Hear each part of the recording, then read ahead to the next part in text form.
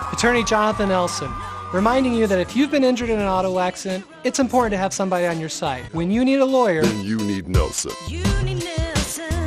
The very first storm, which occurred very late Sunday evening, was more of a wind event with rain and some localized flooding. But that wind is really what was the key to all the damage. The problem is that once, because it occurred in the overnight hours, it's very difficult to complete a true and accurate damage assessment. In the morning hours, when we really started digging deep and getting into the cleanup, by noon, just several hours later, we were into a second severe thunderstorm, which had a very large geographical footprint, heavy rains. It was all the bad ingredients for us because people had sustained roof damage.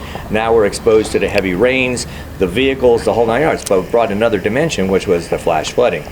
And not just localized flash flooding, almost all the washes coming off the mountains were filled with water and bringing the debris from both the mountains and then adding to the debris fields that were already on our existing road surfaces.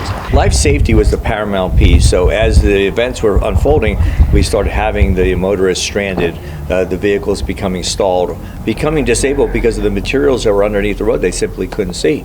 So as we went in and progressed into that incident, the rains continued. We were getting about 1 inch to 2 inches of rain within the hour and a half, 2 hours of the event. And as quickly as it stopped, we were still dealing with all those waters, both moving, static, or remaining, just surface.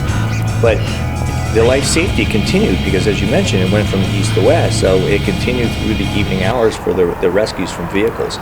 We did about 25 to 35, somewhere in that ballpark, between the Sheriff's Office, Pahrump Valley Fire Rescue, and Emergency Management, people from their stalled cars and waste deep waters. In several cases, when we were making our way out to those people, the roadway was disintegrating underneath, or it was undermined by the water. So we had to be extremely careful.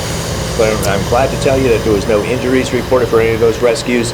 There was no loss or damage to any of the apparatus, and clearly there was no injuries to our staff. Two very serious events occurring almost simultaneously within hours, all within 24-hour period, severely taxed all the resources, not only from the emergency response standpoint, but for the infrastructure, the county government, getting public works out there, the sheriff's obviously going out there and involving everything.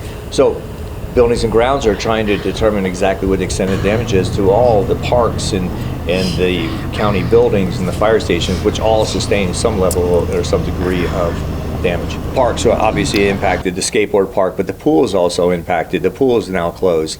Just everything is going to take time and a great deal of resources. And as you know, as we talked about while we were on scene together in the wee hours, is that resources are a little tired. But, this is what we do, and we're going to be there for the community. We're going to do what's best for them.